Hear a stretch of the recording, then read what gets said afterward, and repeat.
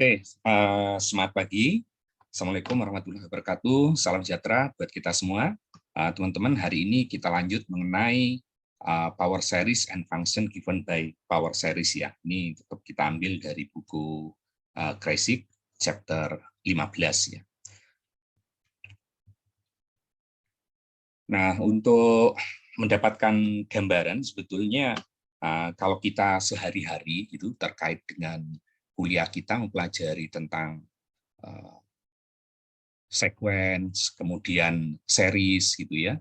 Nah, itu kan ini untuk selain untuk sinyal dan sistem gitu.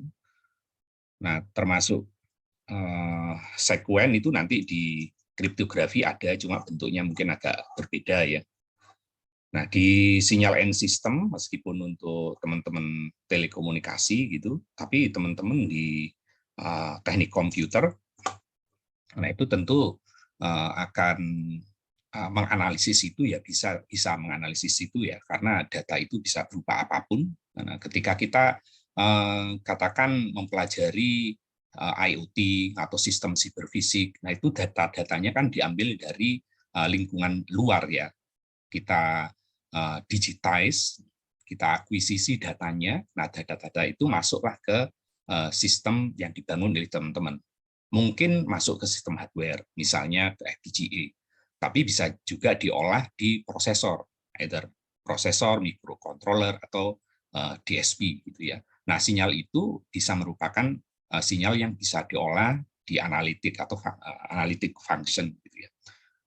Nah, kemudian kemarin kenapa kok ada bagian imajinernya kita bisa olah ya, bisa karena itu masalah transformasi itu katakan dari domain waktu ke domain frekuensi. Jadi teman-teman meskipun ada di bagian imajiner yang teman-teman mungkin dipelajari di waktu di SMA ada, di kalkulus ada, di matematik advance ada, itu sebetulnya day to day teman-teman menghadapi itu sadar atau tidak sadar gitu ya.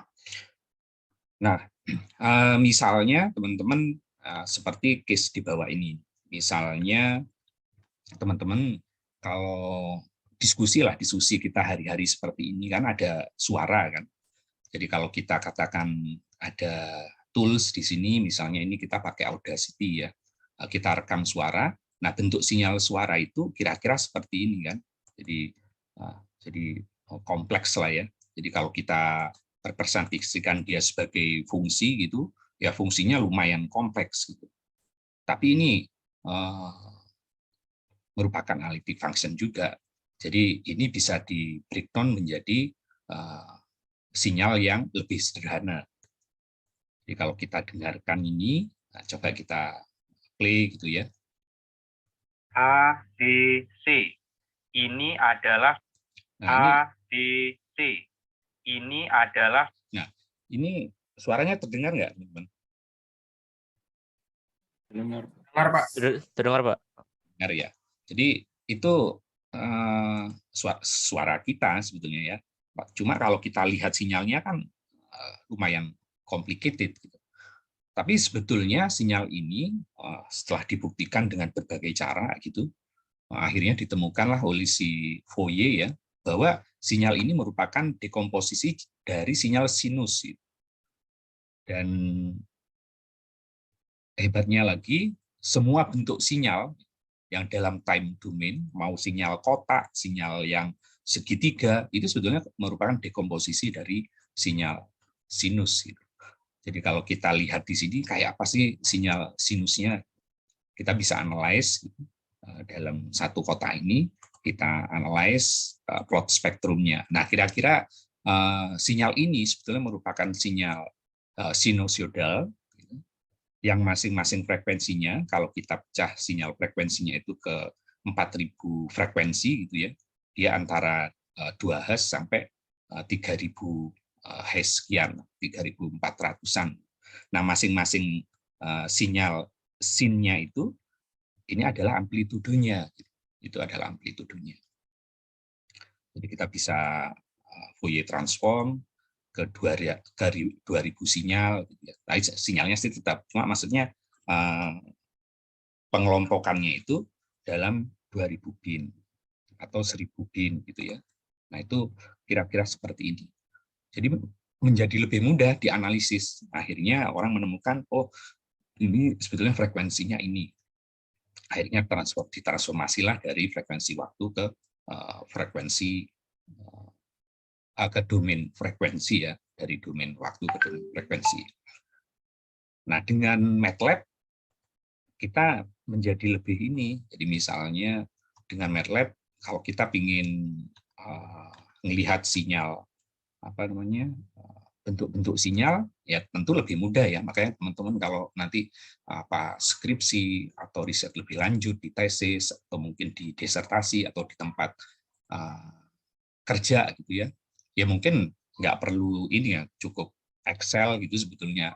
Tapi kalau kita mau bayangin yang lebih complicated gitu, nah tentu tools yang ada akan lebih membantu ya.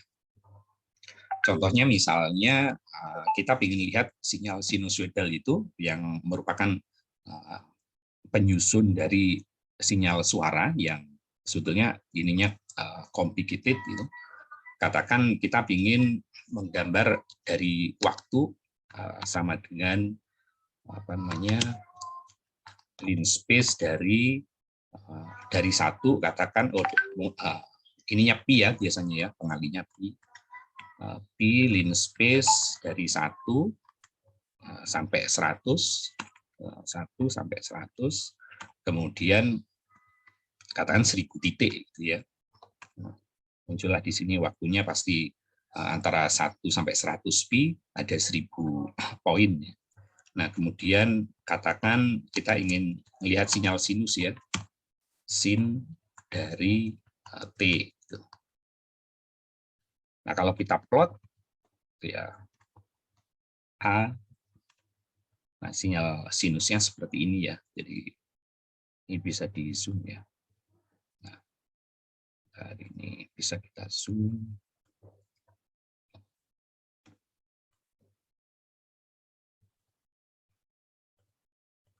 Nah, kira-kira gini ya sinyalnya ya. Tuh.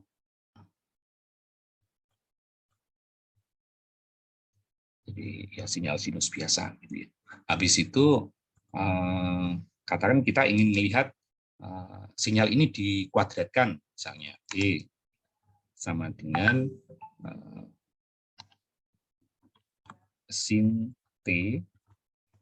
Nah, tapi karena MATLAB itu merupakan matriks ya, kalau kita langsung kuadratkan berarti matriks ketemu matriks. Padahal ini kan baris kan, yang merupakan vektor row ya. Kalau vektor row kali vektor row ya nggak ketemu kan. Kan harus dikuadratkan tiap elemen. Jadi yang dikuadratkan itu adalah masing-masing elemennya. Kasih perkalian skalar di matriks. Ya. Nah, kita lihat plot B. Nah, ini jadi lebih lebih banyak aja. Jadi kalau kita mau hanya melihat sedikit, katakan plot D, ya, tapi antara 1 sampai 20 titik misalnya ya. Nah, kira-kira gini ya. Tapi gini itu karena nggak sempurna aja, sebetulnya nggak gini, karena titiknya kurang banyak.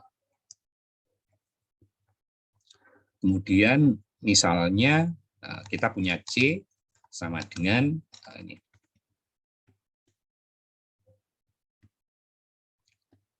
C sama dengan sin T pangkat 3 misalnya. Atau D sin T pangkat 4 ya. Kemudian yang data sama dengan A plus B plus C plus D gitu ya. Nah, teman-teman pengen melihat semuanya kayak apa sih sebetulnya kalau diplot, tapi nggak usah banyak-banyak yang dilihat, hanya 100 titik misalnya ya. Nah, kita bisa ini katakan dalam satu figur itu ada berapa tadi? 1, 2, 3, 4, 5 tanggung ya, satu lagi misalnya. E sama dengan sin P pangkat 5 ya. kemudian lagi data, tambah E. Nah, kita figure, kemudian kita bikin plotnya 6 gambar jadi 1 gitu ya, dalam 2x3. Gitu. Tinggal subplot. Berarti kan 2x3 yang pertama. Gitu. Kita ingin plot A. Setelah itu kita ingin subplot 2x3, 2 baris, 3 kolom. Yang kedua kita plot B. Tapi ini terlanjur ya, ini semua jadinya.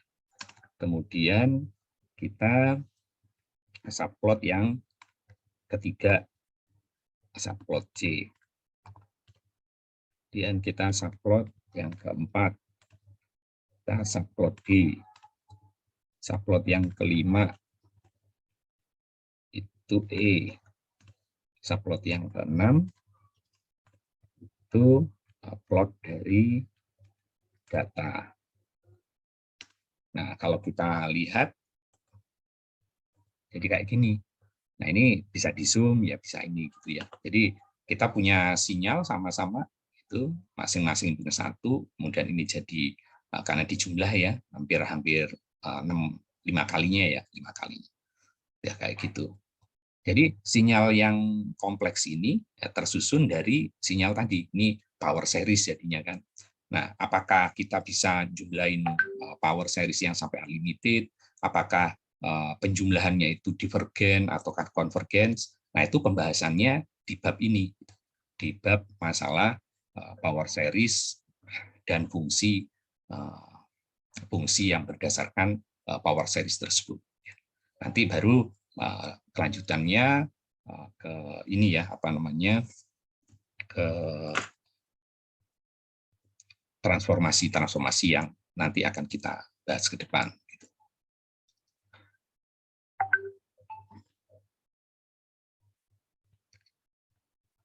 Oke, nah di sini baru kita membahas power series ya. Power series ya adalah sebuah apa namanya sum dari sequence. Nah, masing-masing sequence-nya itu power ya, berarti dipangkatkan. Nah, ini kira-kira itu awalannya. Jadi kita masuk ke apa namanya contoh-contohnya ya, artinya ada masalah yang dari kompleks ingin disederhanakan, ya muncullah ini. Dan ternyata power series itu punya sifat-sifat menarik ya. Ya pada akhirnya itu berkorelasi dengan sebenarnya apa yang kita day to day hadapi sebetulnya. Nah, termasuk nanti mungkin kalau di mesin ke panas gitu ya, analisis panas, ada yang mungkin di motor analisis fluida. Nah, teman-teman mungkin nggak langsung berkaitan dengan itu ya, tapi namanya di teknik komputer ya, menganalisis data itu jenis datanya kan bisa macam-macam. Data yang masih agak ada bau-bau telekomunikasinya, atau data yang masih bau-bau teknik komputernya. Tapi ada data yang memang ya terkait fluida, motor, panas, gitu kan. Kemudian berapa banyak energi yang diserap di ini panel surya. Nah, itu yang masih ada seakan-akan dekat dengan itu. Tapi semua data adalah dekat dengan teknik komputer. Kalau kita menganalisis data, just as data, tentu view yang kita lihat ya sebatas itu kan. Tapi kalau kita menggunakan matematik yang lain-lain ya tentu view kita akan lebih bagus. View kita lebih bagus, mungkin akan mendapatkan hasil analisis yang lebih bagus. Mau untuk AI, mau untuk apa gitu ya, pasti berkorelasi. Nah, di sini sifat-sifat dari power series nanti ya kesimpulannya mungkin power series itu menarik ya, karena dia bisa apa namanya semua analytic function pada akhirnya bisa direpresentasikan sebagai power series. Nah ya turunannya nanti banyak, pada akhirnya sampai ditemukan bahwa sinyal suara dari time domain yang kompleks tadi bisa dikomposisi menjadi susunan sinyal sinus gitu, yang dari sekian sampai sekian, nah gitu kira-kira. Nah di sini teman-teman bahannya saya sudah upload di kelas emas ya, teman-teman bisa baca. Kemudian kalau terkait dengan tugas-tugas latihan nanti saya coba upload juga di kelas emas ya, teman-teman bisa lihat. Oh ini sih Rayhan, oke. Ya oke Rayhan, makasih Rayhan. Jadi kalau kita katakan punya ini power series. Nah, jadi power series ya sebuah series ya, series tentu sum ya, sum dari ini, sum dari elemen sekuen ya, dipangkatkan n. Jadi ini adalah variabelnya, bisa beda an. Kemudian ZNO, kemudian ini pangkatnya, ini adalah senternya ya. Nah ini bisa real atau bisa kompleks ya, bisa kompleks. Nah, selama elemen realnya dan selama elemen kompleksnya, imajinernya konvergen, nah tentu si power series ini juga konvergens ya. Nah khusus kalau yang senternya itu di 0, nah itu ini merupakan power series yang ya khusus lah ya. Ini untuk power series Z. Tapi sebetulnya Z minus ZNO, katakan Z kita sebut Z asen, bisa dijadikan Z juga untuk mempermudah analisis.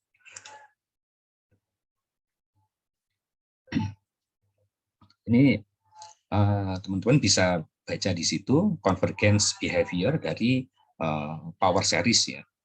Jadi konsepnya sama dengan di yang kita bahas kemarin ya. Jadi selama syaratnya ya tentu masing-masing elemennya itu si sekuennya, syarat dari series, masing-masing elemen dari sekuennya itu konvergens menuju 0. Nah, maka bisa jadi si series tersebut adalah konvergens. Tapi kalau sudah nggak menuju 0, menuju yang ini tentu dia tidak akan konvergen. Ya lebih besar dari 1. Tapi itu apa? Kalau sama dengan 1 kayak jadi belum tentu ya. Tapi yang pasti kalau 0 dia merupakan syarat si series itu menuju konvergen. Jadi kalau kita bayangkan kita punya disk kayak gini ya, disk itu. Nah di sini ya, kalau kita punya disk kayak gini, ya kita bisa gambarin bahwa si series tersebut konvergen atau tidak konvergen. Kita bisa bayangin kalau misalnya, nanti kita balik lagi ke situ. Jadi kalau misalnya kita punya sebuah series power series dan kita buktikan bahwa untuk di Z1 ini dia konvergen, maka otomatis di innernya ini dia akan konvergen. Kalau kita pas ngetes kebetulan di Z2 dia nggak konvergen, dia divergen maksudnya, dia nggak konvergen atau dia divergen, maka otomatis di luar ini dia pasti akan divergen ya.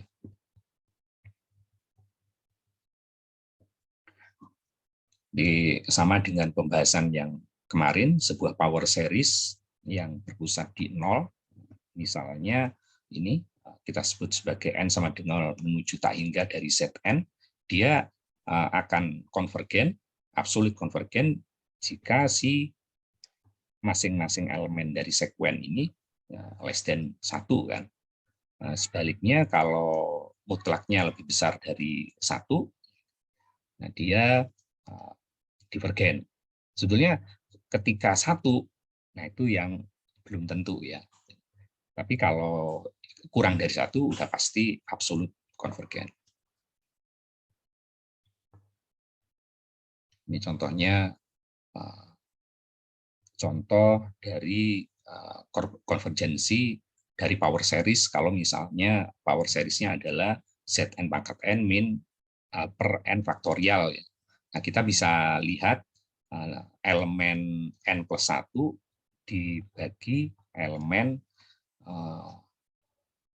n ya, n plus 1 dibagi n. Jadinya seperti ini ya. Jadi Z n plus 1 otomatis dia 0. Artinya n menuju tak hingga nilainya adalah 0. Nah, ini absolut konvergen. Seperti yang di state di sini ya. Nah, kalau yang konvergen hanya di center, ini kita sebut useless series ya. Ya maksudnya ya series yang hanya di konvergen di Z sama dengan 0 ya. Jadi kalau kita punya series n faktorial Zn, maka tentunya ini kan nggak konvergen ya, si masing-masing elemennya ini itu kan nggak menuju 0 ya, nggak menuju 0. Nah, kalau kita bandingkan elemen n plus 1 dibagi elemen ke n, jadinya seperti ini. Ini adalah n plus 1 dari nilai Z menuju tak hingga ya tak hingga. Sehingga ini satu-satunya hanya Z itu 0, supaya dia konvergen. Hanya konvergen di pusatnya. Ya, ini kita punya teorema, ya artinya kalau kita punya power series, kita kebetulan ngetes dia, katakan di Z1. Nah, kalau di Z1 dia konvergen, maka yang lebih kecil dari Z pasti konvergen dari Z1 di antara Z1 sama Z0. Sebaliknya, kalau kita ngetes si power series tersebut, kebetulan di Z2 dia divergen, maka yang lebih besar dari Z2 pasti divergen. Nah, proof-nya ada di buku Kreyszig tersebut ya. Tapi kita bisa bayangin gitu bahwa kalau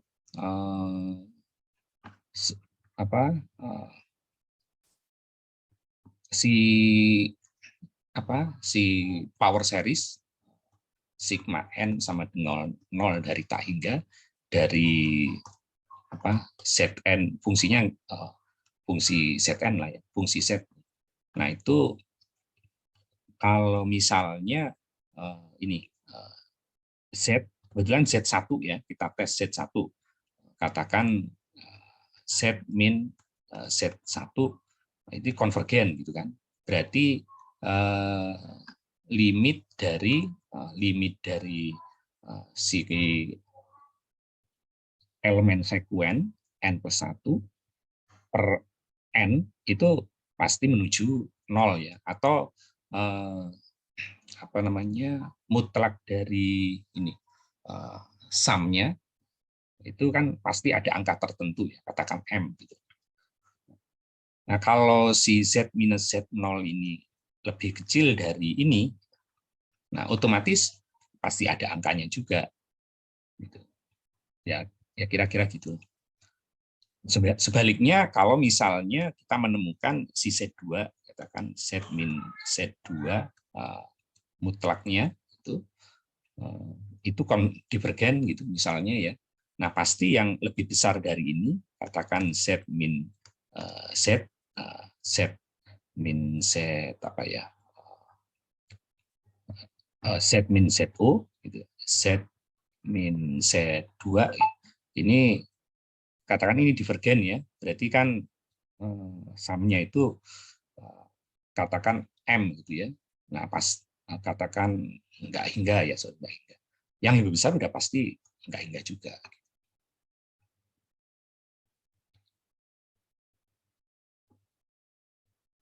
Kemudian dari ini teorem 1 kita nyebutnya, katakan ada istilah radius of convergence dari sebuah power series gitu.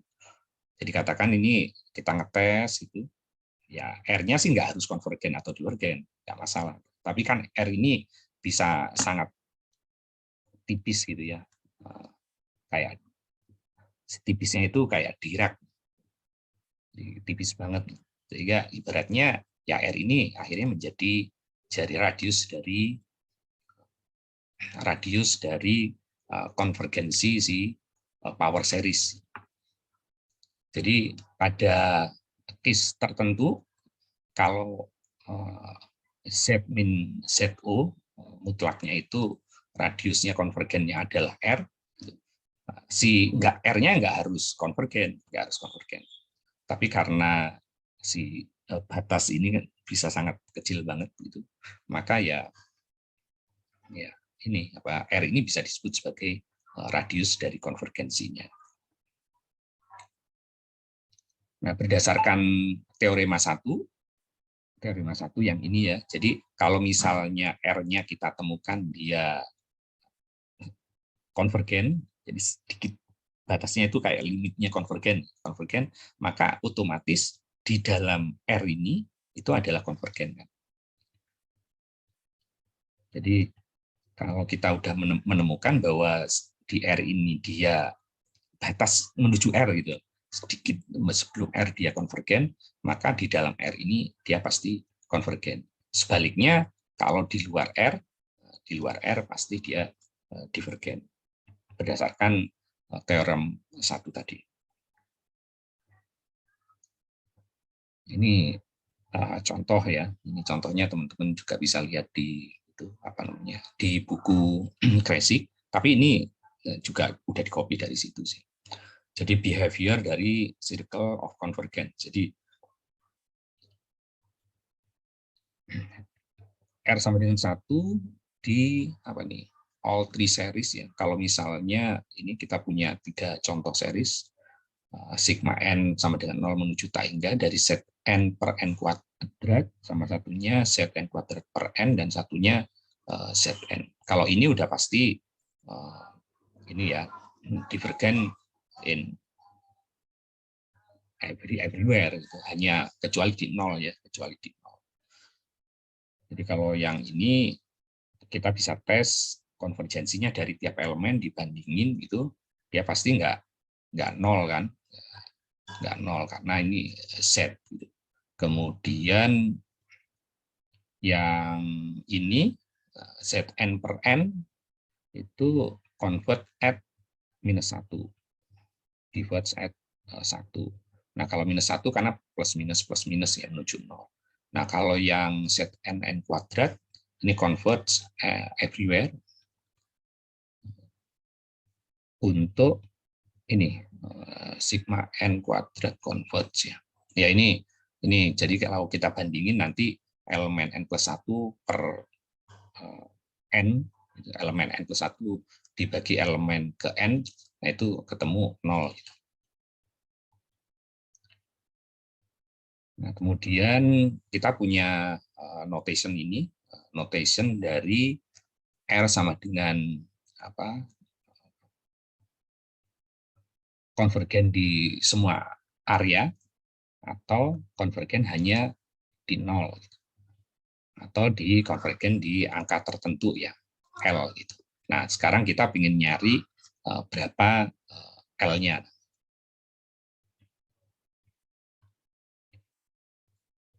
Kalau di bagian realnya ya sama kayak gambar kemarin ya. Jadi kalau kita punya disk, di bagian realnya hanya di X. Kalau kita punya center sini, berarti dia akan konvergen di radius sini ya, 2R. Nah, pada akhirnya kalau dia tidak konvergen di semuanya atau tidak hanya konvergen di 0, nah kita bisa nyari radius of konvergensinya tergantung dari ini ya. Jadi kalau kita misalnya punya sekuen, suppose that the sequence AN plus 1 per AN, di mana ada N ya normal ya, dari 1 sampai 2 dan seterusnya, dia convert dengan menuju ini, limit menuju L, atau L tapi nggak pernah nyampe ya. Jadi kalau L-nya 0, maka radiusnya adalah dia konvergen di semua area. Dan kalau L tidak sama dengan 0, maka radiusnya adalah seper L. Jadi AN per AN plus 1 ya. Ini ditemukan oleh si Cauchy Hadamard. Jadi untuk membuktikan ini ada proof-nya. Jadi tapi dalam bayangan kita, jadi kalau misalnya ada sebuah series ya, ada sebuah series, kalau si AN plus 1 atau elemen sekuen ke N plus 1 bagi N itu ada angkanya, itu maka radius itu seper L-nya.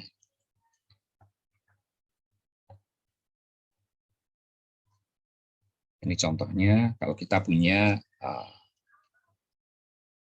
power series yang komponennya adalah ini,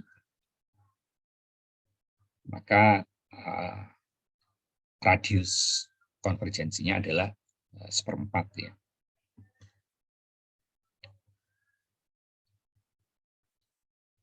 Kemudian kalau kita punya power series yang elemennya adalah ini, maka ini ada teknik tertentu, kita bisa ngecek bagian ganjil dan bagian genapnya. Nah, kira-kira dia akan konvergen di 1 ya. Jadi apa namanya?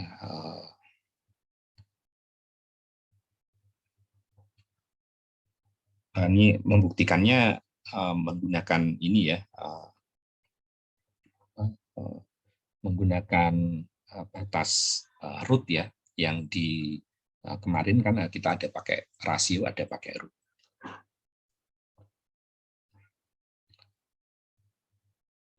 Nah, itu kira-kira mengenai konvergensi dari power series. Ini ada function given by power series ya.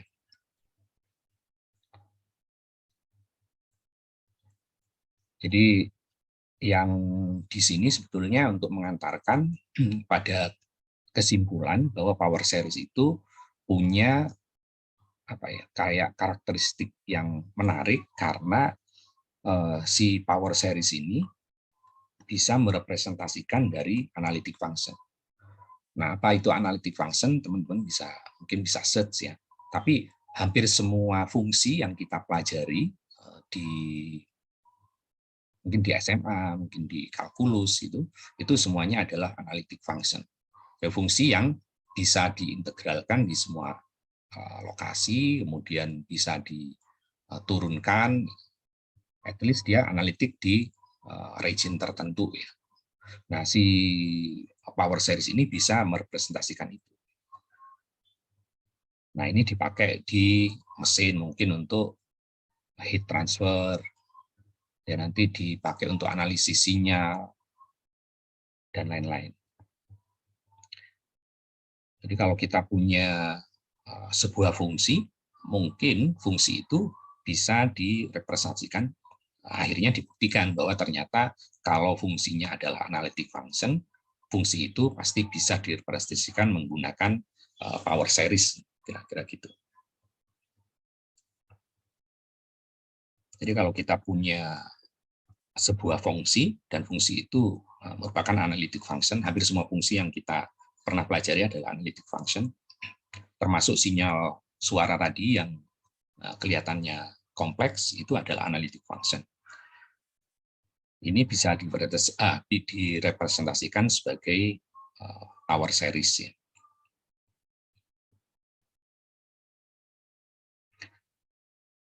Nah, dibuktikan dalam di buku Kreyszig bahwa kalau sebuah fungsi itu bisa direpresentasikan menggunakan power series ya dari Zn itu Z pangkat n an, maka representasi ini sifatnya unik.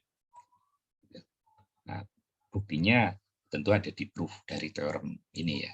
Ini sudah ada yang menemukan.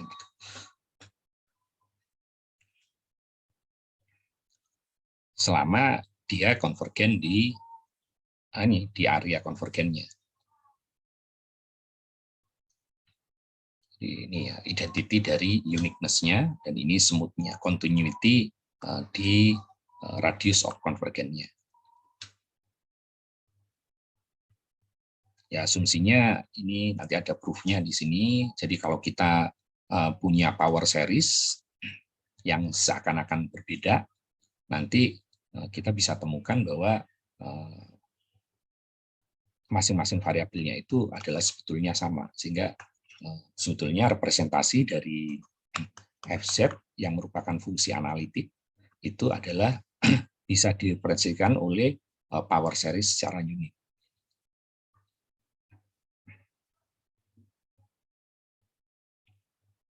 Nah, operation power series berarti penjumlahan, penjumlahan, pengurangan, integral, sama turunan ya, diferensial. Ini semuanya bisa dilakukan.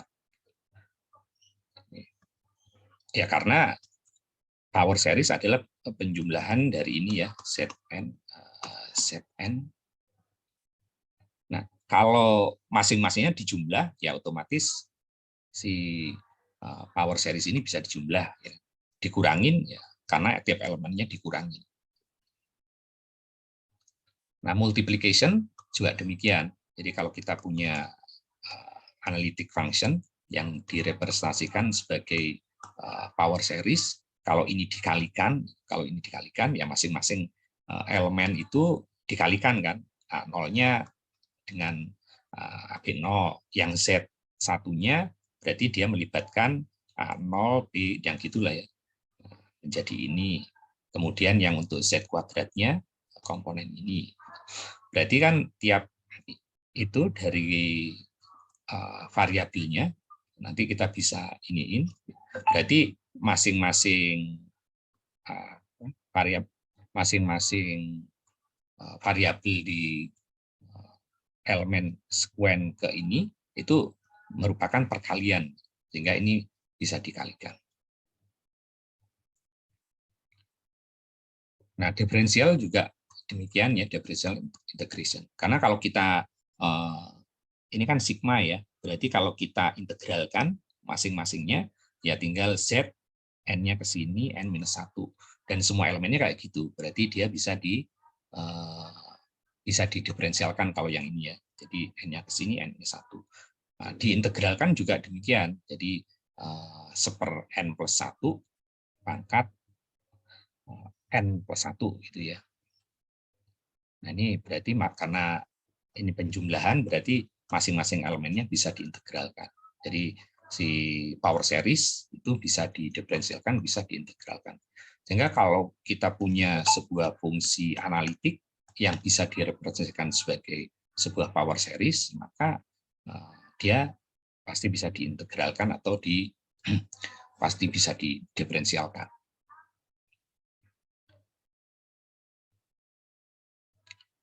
Ini beberapa aplikasi dari teorema ini, diferensial dan power series. Dia bisa didiferensialkan atau di iniin ya. Ini fungsi ini apa namanya, yang masing-masing elemennya itu. Jadi ada yang didua kalikan masing-masing elemennya ya, kemudian dikalikan.